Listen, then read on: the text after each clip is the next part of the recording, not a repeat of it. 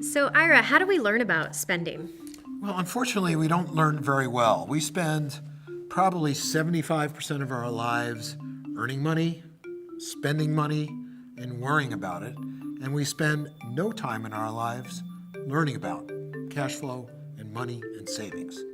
So this presents a problem. Right. I know a friend of mine who is a fellow business owner, and she said she didn't learn about cash flow until her first finance course in college. So she had gone her entire life plus student loans before she had any exposure to cash flow. Yeah, that's a normal situation. Unfortunately, there are other institutions in our society that have learned about how to encourage us to spend and discourage us from savings.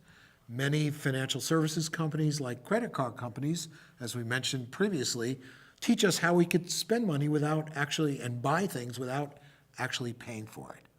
And what they leverage is a concept called our inability to defer gratification. I suggest that everybody Google marshmallow experiment, Stanford University, and look that up. Not going to go into it now, but deferred gratification is your ability to control your impulses now for a goal that happens later.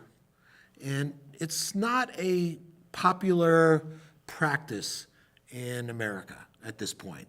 And deferred gratification and understanding it and relating to it and internalizing it is critical to your success in having a savings program.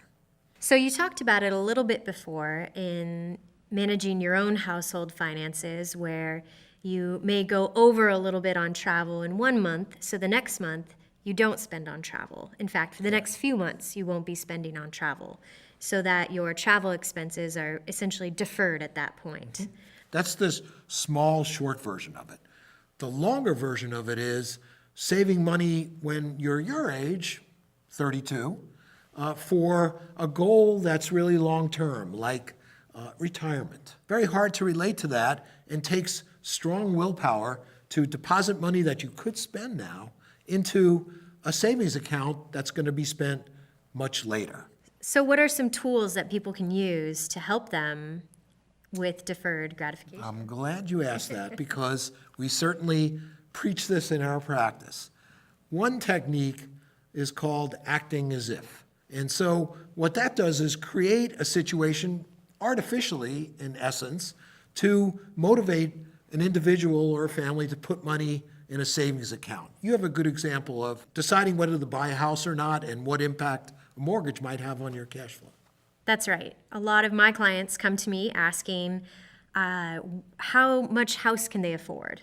And ideally, what I like to help them out with is to figure out the actual payment they will be experiencing each month when they buy the home, and take that difference between their existing rent, so maybe it's $100 or $1,000 more a month they'll be paying for this new home they're purchasing. Here in the Bay Area, it's $1,000 a month. It definitely is. In other areas, it might be a little less or a little more. So I encourage them instead, before buying the home, taking that money in difference, and on the first each month, when the rent check clears, or as near to it as possible, have that money automatically put into a savings account. So you have your rent that goes out and this extra acting as if you have a mortgage payment amount that goes into a savings account. So the reality is they're actually accounting for paying this higher cost for a mortgage in their monthly cash flow without actually having the responsibility of paying that mortgage to a mortgage lender. Right, because in acting as if, you may find out month 6 or month 7, it's not as comfortable as you initially thought,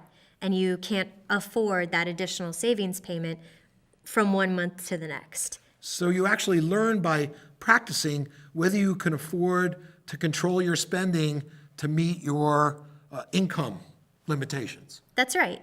And a secondary benefit in this example is that you're increasing your savings to put more money down on a home down payment, for instance. So even if you don't buy the house, you're contributing to a savings account that allows you to accumulate more money for a down payment, or just grow a savings account for whatever longer term goals that you might have. That's right. And acting as if also comes into play if you have a retirement plan. as well. Another example of acting as if would be saving money in a retirement account long before you retire. How do you find that money? How do you find that money? I guess there are two different ways. You can, like we ask our clients, guess how much you spend each month.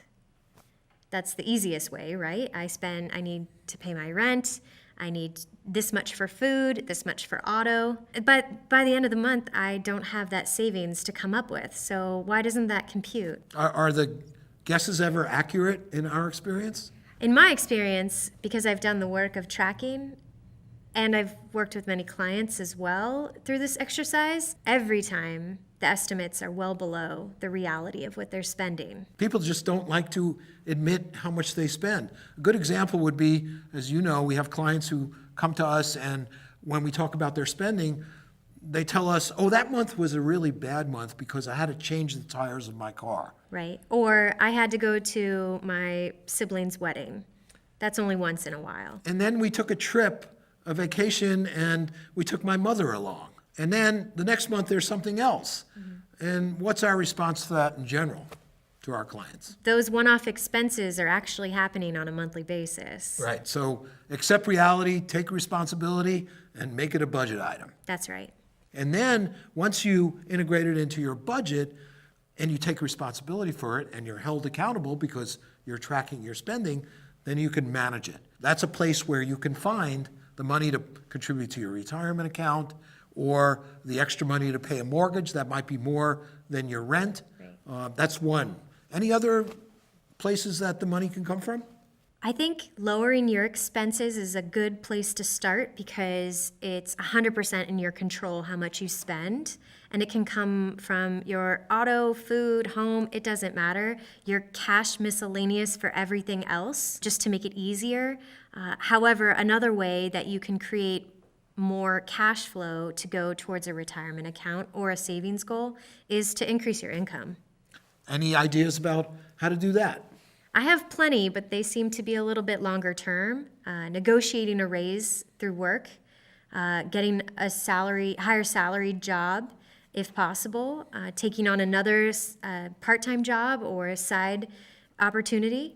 So if you have savings goals that you're having trouble meeting, the first step would be to track your spending and match it to your income. That's right. Then control your spending, see where you can be more efficient about your cash flow, and examine the cost benefits of each of the items in your budget. But another way to manage or increase your cash flow and savings would be improving your education and your ability and skill set as an employee to get a higher paying job. Or even do none of that and just negotiate a potential increase at your current place of work. That's right. Those are some of the tools that we have to increase our savings and manage our spending. Absolutely. It's a lot to do with what you value as well.